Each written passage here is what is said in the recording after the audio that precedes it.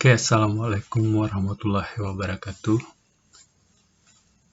Materi kita hari ini yaitu tentang statistik lagi. Seperti sebelumnya, statistik itu terbagi atas dua ya. Pertama namanya statistik deskriptif.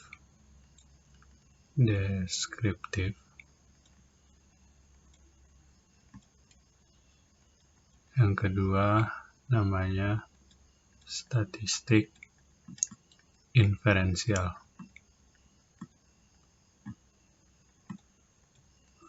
Dua istilah ini untuk bahasanya sama, yaitu mengerjakan tentang data. Data yang kita peroleh ini dari mana? Data yang kita peroleh dari hasil penelitian.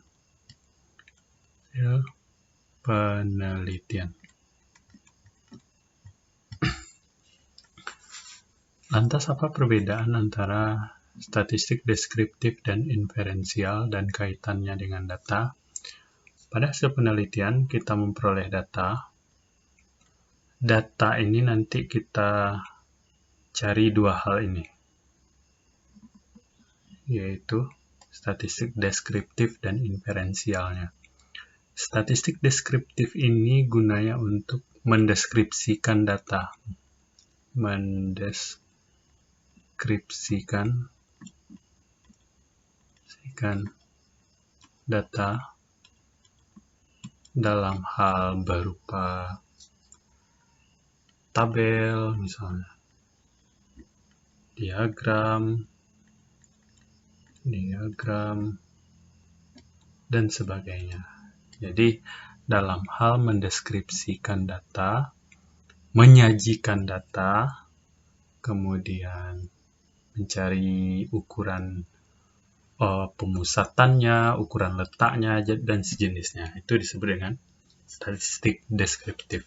Sementara kalau statistik inferensial, setelah kita deskripsikan, tentunya kita ingin tahu karakteristik data kita seperti apa. Kemudian setelah kita tahu karakteristik data kita, tentunya kita akan menyajikan hipotesis dari data kita itu. Hipotesis itu nanti yang akan kita tarik kesimpulan mengenai data kita.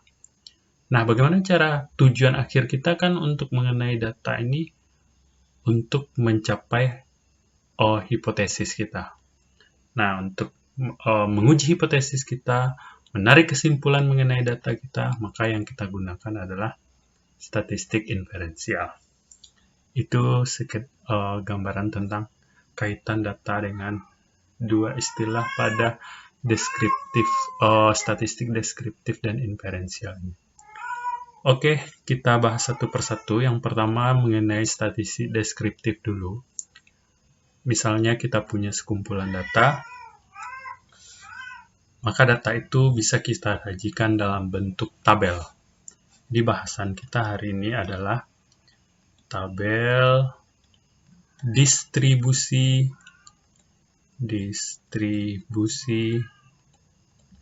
frekuensi, atau kita singkat aja dengan TDF. Bagaimana data kita tadi kita sajikan dalam bentuk tabel distribusi frekuensi. Nah, tabel distribusi frekuensi ini ada dua jenisnya ya, yaitu tabel distribusi frekuensi tunggal dan ada berkelompok. Kalau tunggal itu untuk data yang sedikit, kalau untuk berkelompok untuk data yang banyak nanti. Oke, kita fokus ke data yang banyak aja ya. Karena kalau untuk data sedikit, untuk menyajikan tabelnya cukup mudah. Nah, untuk membuat tabel distribusi frekuensi ini ada langkah-langkah.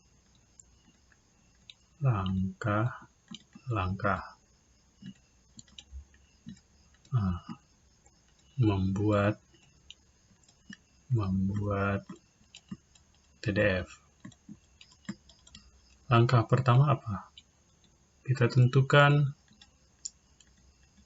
data terbesar, Xmax, dan xmin, yaitu data terkecil.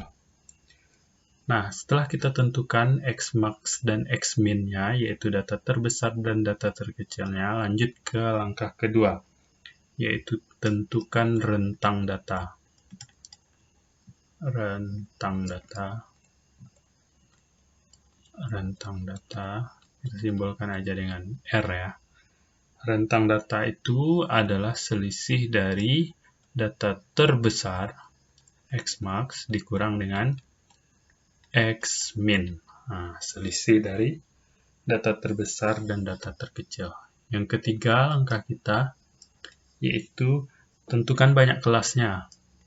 Nah, tentukan banyak kelas.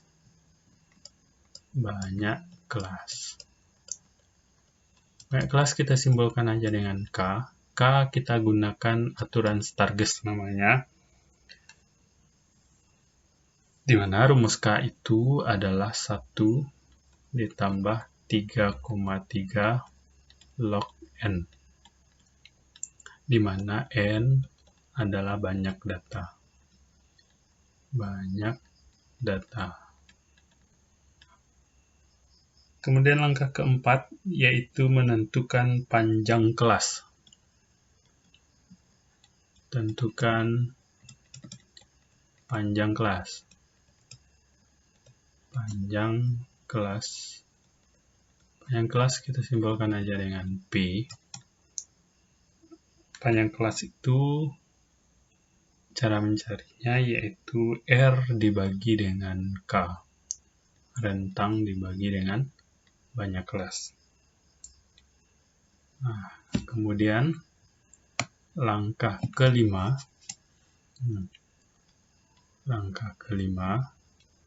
yaitu tentukan kelas-kelasnya.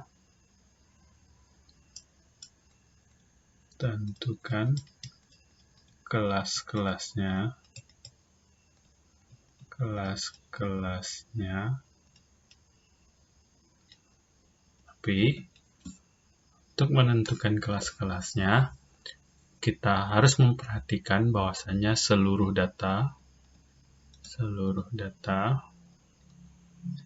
harus berada di kelas-kelas tersebut.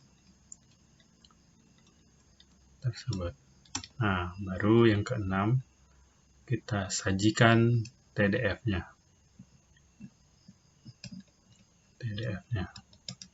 Nah, ini keenam langkah yang bisa kita lakukan untuk menentukan tabel distribusi frekuensi. Pertama yaitu xmax, xmin, kemudian menentukan rentang datanya, selisihnya, kemudian banyak kelas. Banyak kelas ini kadang kita ketemu bilangan berkoma ya. Maka yang kita lakukan adalah bulatkan ke atas.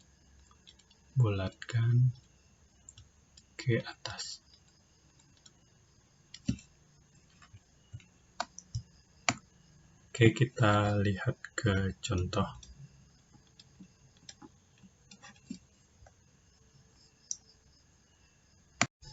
Oke, kita sajikan satu contoh. Contoh dari menyajikan data ke dalam bentuk tabel distribusi frekuensi. Nah, di sini kita punya 40 data hasil penelitian. Datanya udah saya sajikan. Ini ada 40 data, berarti di sini N-nya sama dengan 40. Nah, langkah awal kita tadi yaitu langkah pertama, tentukan data terbesar dan data terkecil. Data terbesar di sini adalah 144 dan data terkecilnya di sini adalah 66. Nah, kita lihat aja di data ini mana yang terbesar, mana yang terkecil. Kedua yaitu menentukan rentang R tadi ya, yaitu X max data terbesar dikurang dengan X min. Data terbesarnya tadi 144 dikurang 66. Setelah kita kurang, ternyata hasilnya adalah 78. Kemudian kita lanjut ke langkah ketiga, yaitu menentukan banyak kelas, yaitu K, banyak kelas,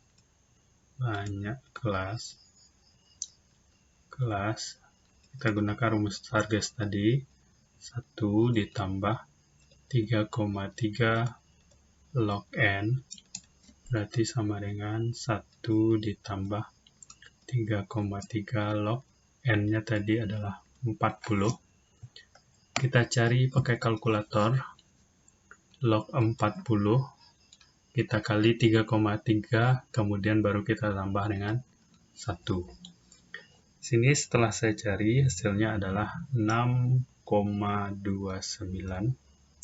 Ingat tadi, banyak kelas itu merupakan bilangan bulat, maka banyak kelas ini kita bulatkan ke atas, maka K-nya kita peroleh adalah 7. Yang keempat, kita tentukan yaitu panjang kelas. Panjang kelas tadi kita simbolkan dengan P. Cara mencarinya yaitu R dibagi dengan K. Rentangnya tadi 78 dibagi dengan 7. Hasilnya adalah 11,2, berkoma juga. Panjang kelas nggak mungkin berkoma juga. Maka kita bulatkan juga ke atas, maka panjang kelasnya adalah 12. Nah, kemudian baru kita lanjut ke langkah kelima. Langkah kelima yaitu menentukan kelas-kelasnya. Kelas pertama, kita mulai dari data terkecilnya kan 66. Nah, 66 kan tadi panjang kelasnya adalah 12. Berarti cara mencacahnya 66, 67, 68, 69, 70, 71, 72, 73, 74, 75, 76, 77. Coba kita hitung. 1, 2, 3, 4, 5, 6, 7, 8, 9, 10, 11, 12. Pas 12 ya. Jadi untuk kelas pertama, berarti kelasnya itu yaitu dari 66 sampai 77. Begitu juga untuk kelas kedua, cara mencarinya sama juga. Kelas kedua berarti kelas kedua kita mulai dari 78. Nah, kalau kita cacah berarti 78, 79, 80 sampai 12 buah, terakhir di 89. 89. Berarti untuk kelas keduanya yaitu dari 78 sampai 89. Karena panjang kelasnya ada 12 tadi. Saya rasa paham ya. Untuk kelas ketiga juga sama. Kelas ketiga berarti dimulai dari 90, 91, 92 sampai terakhir di 101. Kelas ketiga yaitu dari 90 sampai 101. Begitu seterusnya sampai kita temukan kelas ke-7. Kelas ke-7.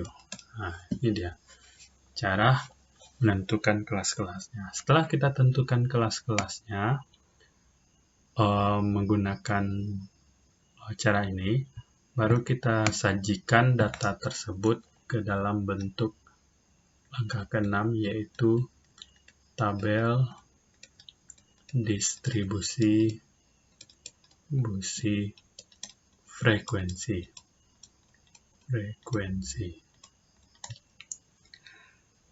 Yang pertama yaitu kelas 1, 2, 3, 4, 5, 67. Kemudian interval pertama tadi yaitu dari 66 sampai 77. 66 sampai 77. Interval kedua dari 78 sampai 89. Interval ketiga dari 90 sampai 101. Sini saya buatkan tabel ya, supaya tidak keluar jalur.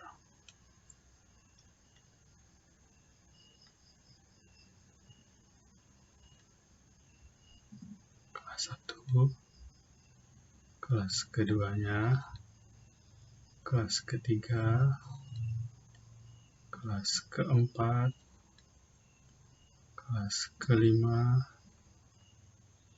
keenam, terakhir yaitu kelas ketujuh. Kelas keempat tadi adalah 102 sampai 113, 114 sampai 125, 126 sampai 137, 138 sampai 149.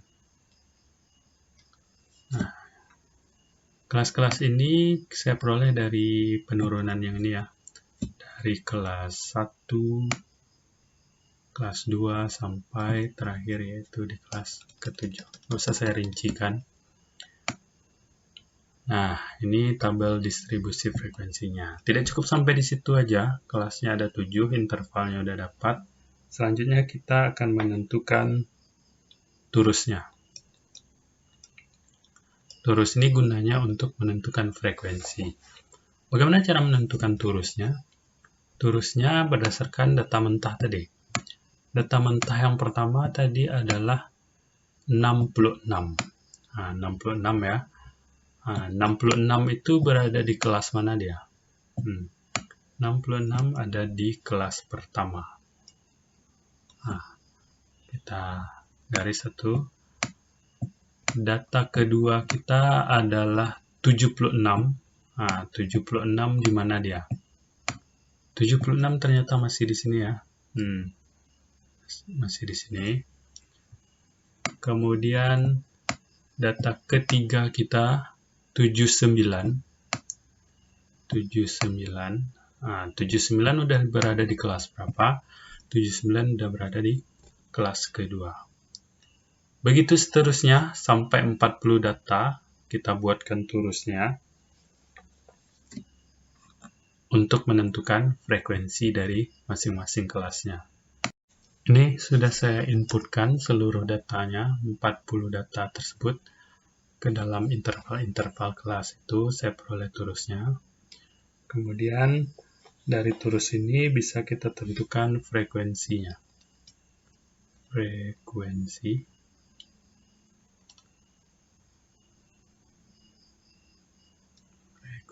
ya. Frekuensi kelas pertama adalah 2, kemudian 4, kemudian 7, 10, 8, 6, dan 3. Kalau kita totalkan, frekuensinya ada 40. Semua data sudah terjaring ke dalam interval-interval kelas yang sudah kita buat tadi. Tadi harus kita pastikan dulu data terbesar dan terkecilnya berada pada interval. Data terkecilnya 66 udah masuk di sini. Data terbesarnya adalah 144 udah masuk di sini. Jadi seluruh data mencakup di semua interval-intervalnya. Oke, setelah kita peroleh frekuensi, kita juga bisa menentukan frekuensi relatifnya. Frekuensi relatif. Nah, bagaimana cara kita menentukan frekuensi relatif? Frekuensi relatif itu kita tentukan dengan cara membuat frekuensi absolut yang kita dapatkan sebelumnya menjadi sebuah persentase. Contohnya, frekuensi pertama adalah 2, berarti 2 per semua datanya adalah 40 dikali dengan 100%. Berarti frekuensi relatif kelas pertama yaitu 5%. Begitu juga untuk kelas kedua, berarti 4 per 40 dikali 100%, berarti hasilnya adalah 10%. Begitu juga untuk kelas ketiga, saya peroleh 17,5%. 7 per 40, ini juga sama, 25%. Kemudian 20%, 20%, 15%, dan 7,5%. Kalau kita totalkan juga, keseluruhannya ada 100%. Nah, kita peroleh tabel distribusi frekuensi dari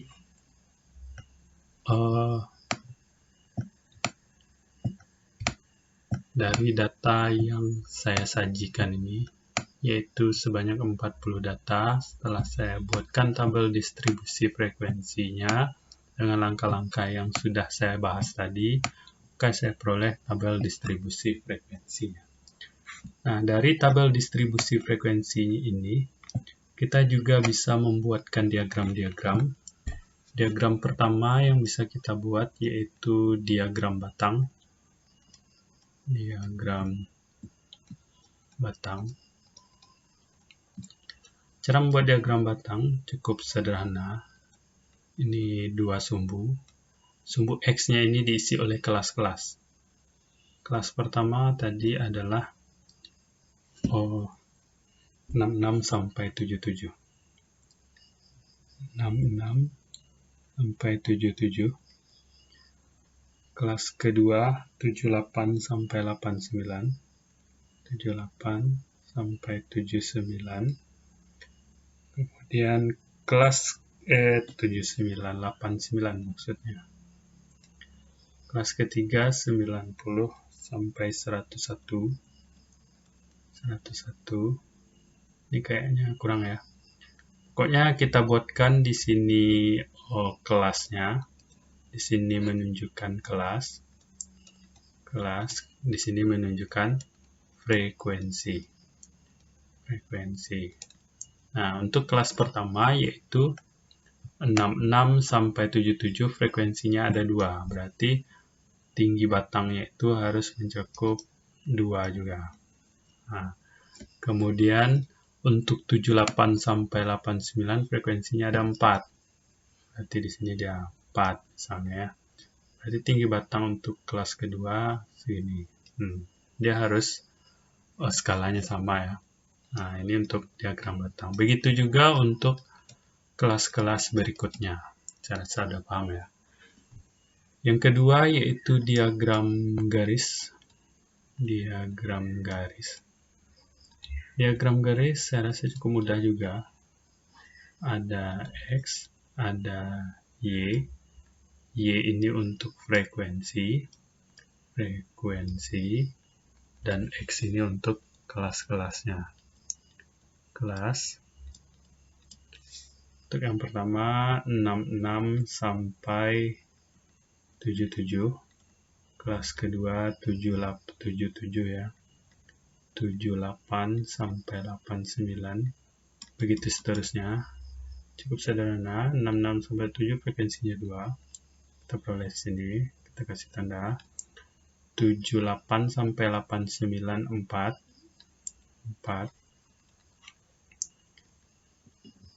Kita kasih juga tanda. Kelas berikutnya 90 sampai 101. 10 sampai 101 tadi adalah 7. Misalnya 7 kita letakkan aja di sini ya. 7. Skalanya harus sama ya, serah buat nanti sebagus-bagus mungkin. Nah, tinggal kita hubungkan aja. Nah, dengan garis lurus. Begitu seterusnya. Untuk kelas-kelas berikutnya, ini disebut dengan diagram garis. Oke, sekian aja materi untuk tabel distribusi frekuensi. Saya rasa paham semuanya. Akhir kata, Assalamualaikum warahmatullahi wabarakatuh.